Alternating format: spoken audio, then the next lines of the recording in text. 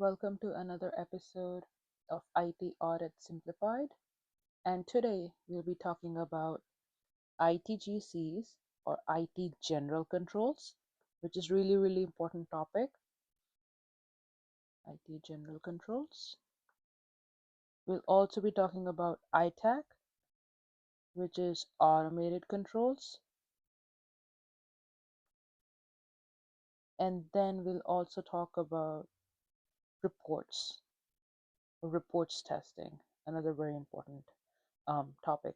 Now, ITGC is also called GITC or General IT Controls, and ITAC is just called like Automated Controls or like Application Controls,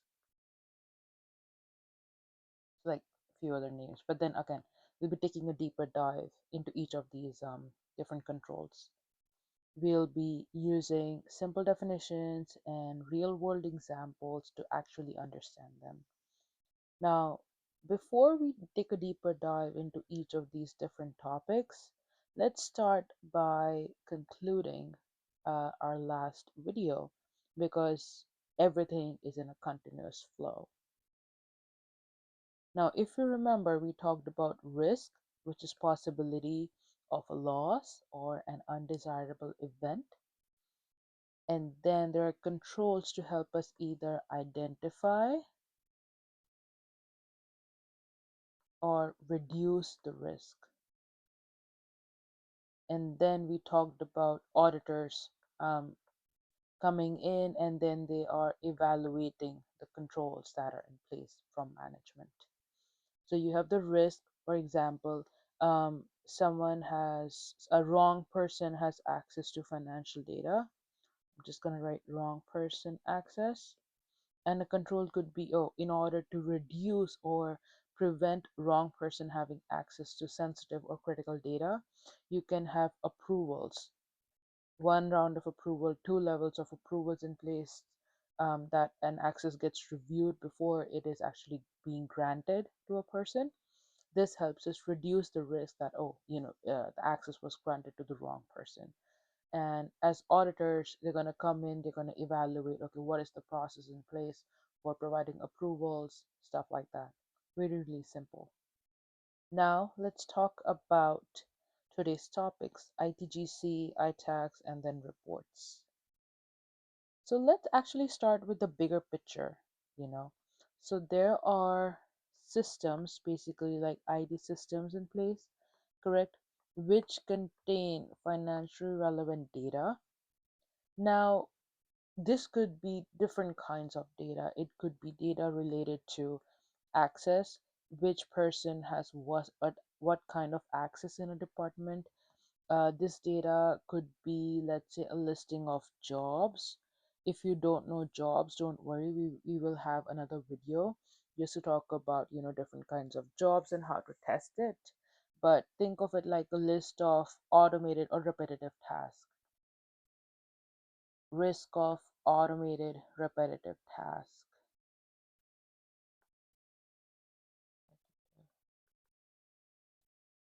That's what called a job.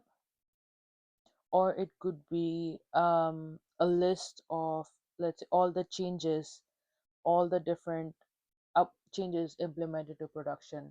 If you don't know what change management or changes are, think of it like a list of all the different upgrades to make made to your iPhone. All the upgrades, all the updates made to your iPhone. Um, think of it like that kind of listing, okay? But basically, you have the different IT systems, right? Which contain different kind of data, and from that data, you need to look at some of the reports. A report is being created by filtering, let's say, data, um, so that it only has relevant columns or relevant fields that are necessary for your reports, which helps you analyze that data, look at trends, look at different analysis, and then you can like share it with management in a meeting. You derive the next steps, you arrive at conclusions. That is why this is really important. So there are different IT systems. Those IT systems, they have different kinds of data, which is then being used to create different kind of reports. Now, from an IT auditor lens, we look at, can we trust the system? Can we trust the data in the system? And hence, can we trust the reports that is being derived or created from that data? Now, this is where the ITGC, the ITAC, and the reports testing comes in. Let's touch base a little bit on each of these topics and what they mean. And then if you want to go in detail, we'll create another video for that. Now, first thing is ITGC or IT General Controls. I'm just going to write general here. So ITGCs are general controls. Basically, ITGCs are controls that can apply to all the systems. They're very, very general, as the name indicates. Basically, they apply to all the system, and they can like support if they're reliable or not, if the IT systems are reliable or not. Now, because they apply to all the systems, right? They're very, very generic. For example, we have been talking a lot about access, right? Now, access is actually a general control, right? Now, think of access like a beast, and there are like so many different sub controls, if you want to talk about it like that. But access has so many different sub controls underneath it. But we're going to be taking a deeper dive into that topic in a separate video. I just want to focus a little bit about each of the different topics in this video. So ITGCs are basically controls that apply to all the systems, and they support their overall reliability. Again, to give you an example, we talked about access. Another one is backups being performed. That is also an ITGC, because that is applicable to all the different IT systems. Access is applicable to all the different IT systems in a company. It could be any of the applications. You need to look at, okay, what kind of access is being granted to users? Is the access being monitored? Are the approvals before granting access to users? Same for backups. Are backups being maintained? And then who has access to those backups? Where is it stored? Things like that. Again, we'll talk about that later. But there are like three types of ITGCs. One is access. I'm just telling you this right now, but we'll be taking a deeper dive into each of these later. The other one is change management, which is CM. And the third one is operations or computer operations control, computer ops. And then they have a lot of different controls within each of these topics.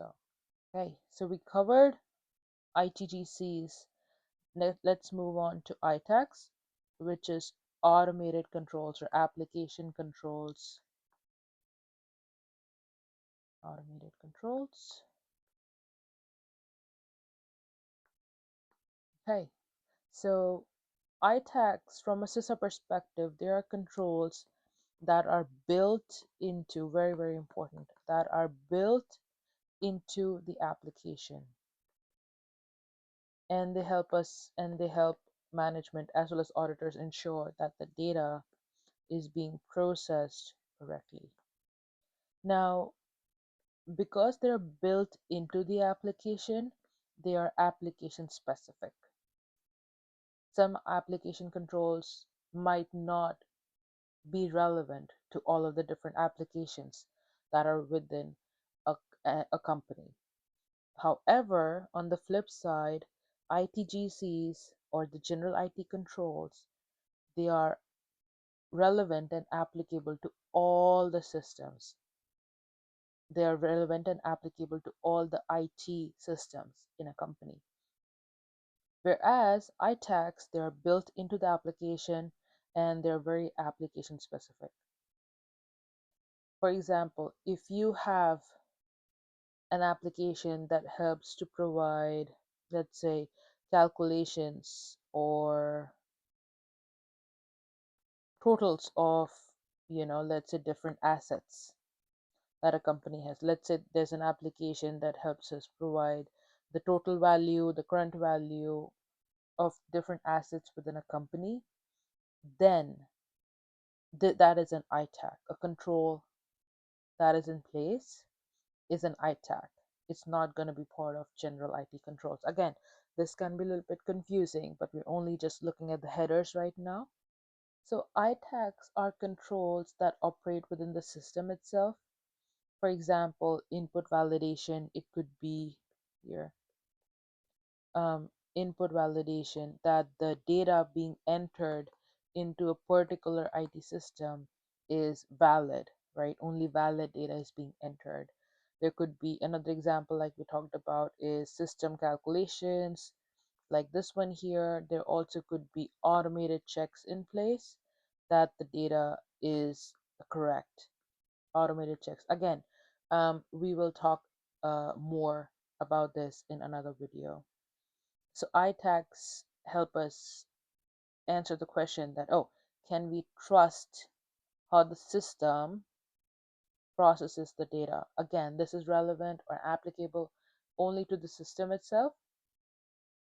GITCs on the flip side are relevant for all of the systems. They're applicable to all of the systems. Access and backups, they have to happen for all of the systems, right? So that could be applicable. However, ITACs or automated controls are system specific. They might not be applied or applicable to all of the systems. Another important thing that is being tested and validated by the auditors is reports. Now, like we talked about, the system, there are IT systems that have data. From the data, reports are generated to look at analysis and derive next steps and conclusions, right? So auditors often rely on system generated reports. You know, before using them, you have to make sure that, oh, is the data complete, and is the data accurate? So to give you an example, let's say if there are 1,000 line entries, right?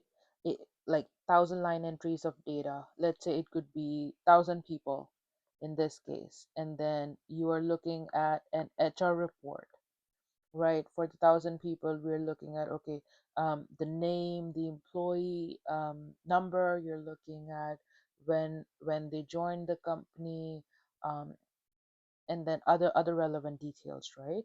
Now, when a report is being generated, how can we make sure that all the 1,000 users who are mentioned in the data are being also included in the report? IT system, right?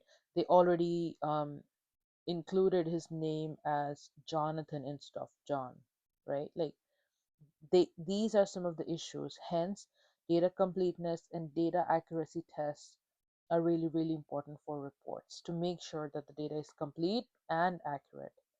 Now, from a bird's eye view, these ITGCs, the ITACs, and the reports, they do not function in silo.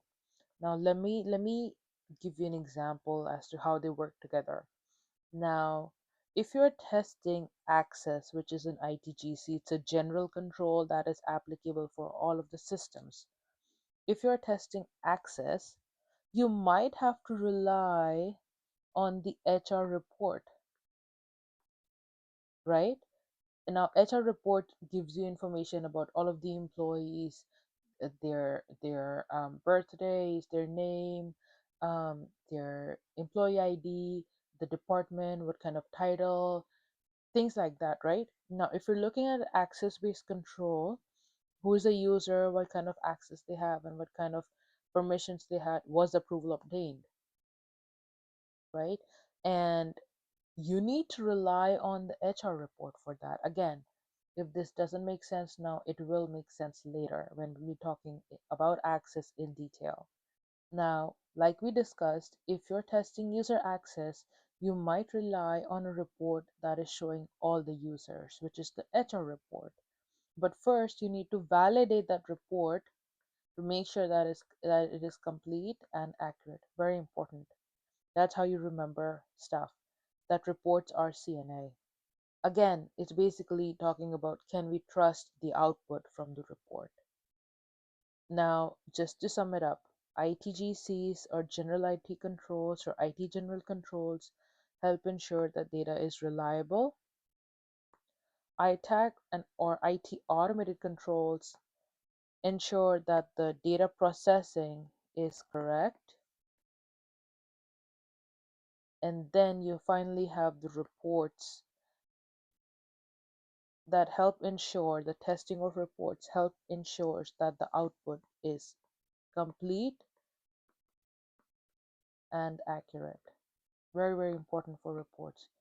I think if you can like memorize or understand this table here, you understand, okay, the overall picture.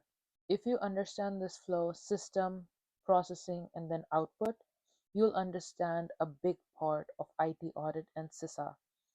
I'll be posting more videos explaining these concepts with real examples. If this helped, feel free to subscribe and let me know what topic you want to see next. Thank you so much. All right, see you in the next one. Bye.